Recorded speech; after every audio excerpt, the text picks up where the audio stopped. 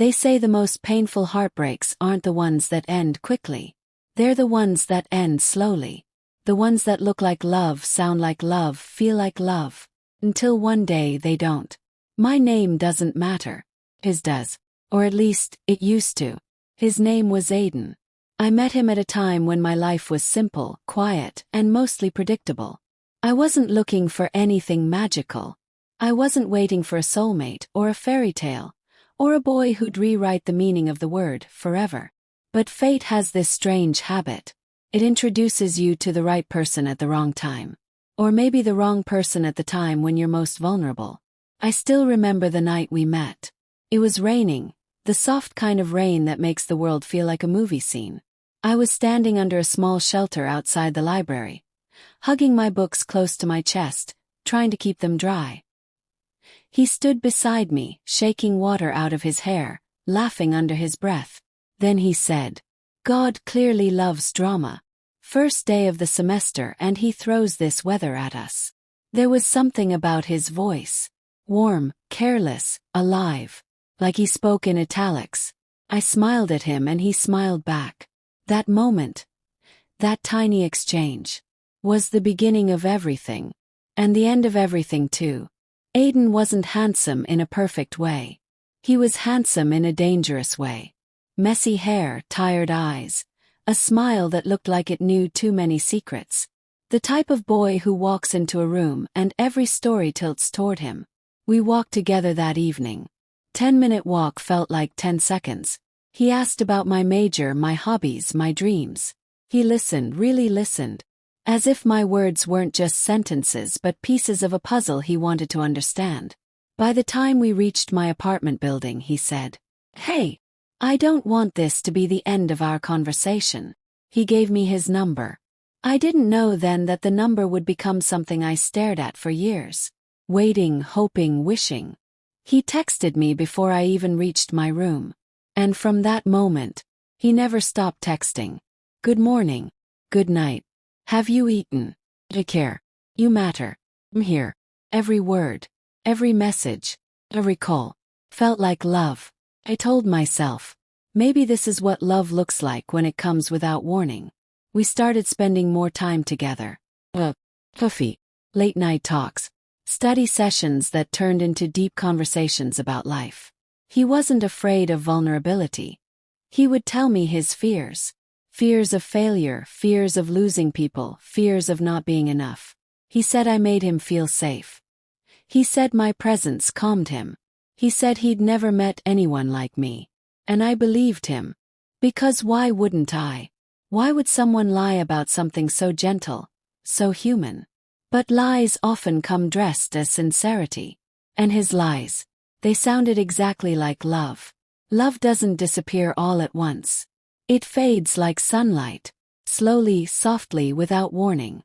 Sometimes you don't even know it's gone until you're standing in the dark. For months, everything was perfect. Almost too perfect. Aiden made me feel chosen. Special. Wanted. He'd say things like, "I'll never leave. You're the only one I trust. I don't want anyone else." He never said, "I love you." But he didn't have to. His actions said it for him. At least, thought they did. Slowly, something changed. He became distant. Not in obvious ways. But in ways only a girl in love would notice. His replies got shorter. His calls got fewer. His excuses got longer. "Sorry I fell asleep. Sorry I've been busy.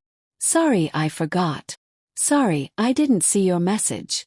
But the phone that didn't see my message somehow saw everyone else's.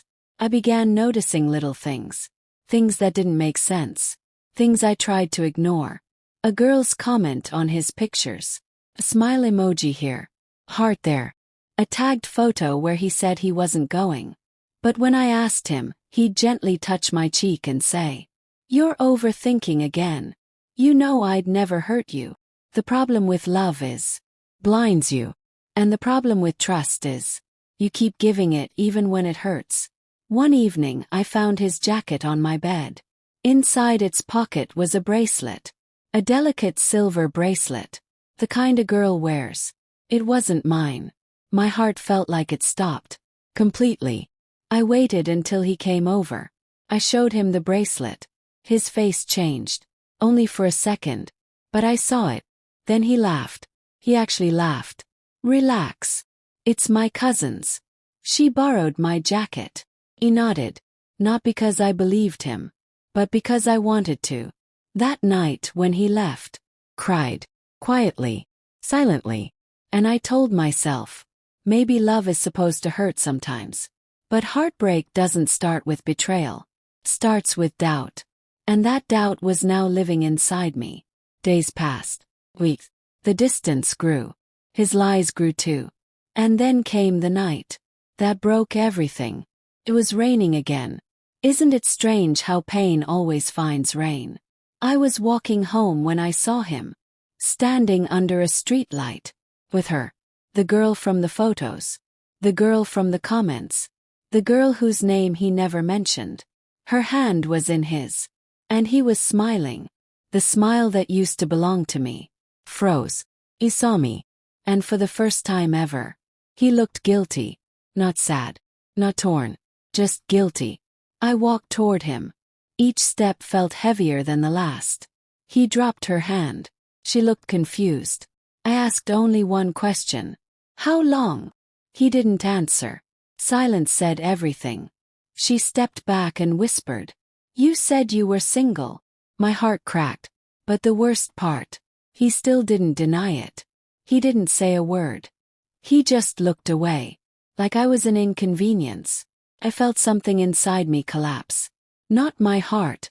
My spirit. I turned to walk away. And that's when he said it. Not, I'm sorry. Not, please wait. Not, I can explain. He said. I didn't think you'd find out like this. Find out. Like this. Like I was some secret. Some backup plan. Some temporary comfort. I walked into the rain. He didn't follow. He didn't call. He didn't come after me. And that silence hurt more than the betrayal. Because it proved what I had been too blind to see. He never loved me. Not really. He only loved the way I loved him.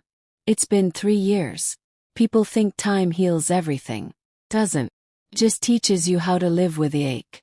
I don't hate him. I don't love him either. I just remember him.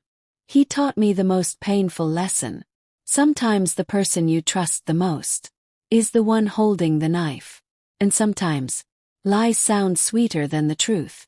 Especially when you're desperate to believe them. I'm stronger now. I know my worth. I know love should never feel like a battlefield.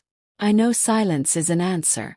And lies, no matter how soft, are still lies. Sometimes, when it rains, I still look outside. And remember that girl. The one who believed every word he said. The one who trusted too easily. The one who broke silently. But I'm not her anymore. I survived him. I survived his lies. I survived losing someone who was never really mine. And that is enough.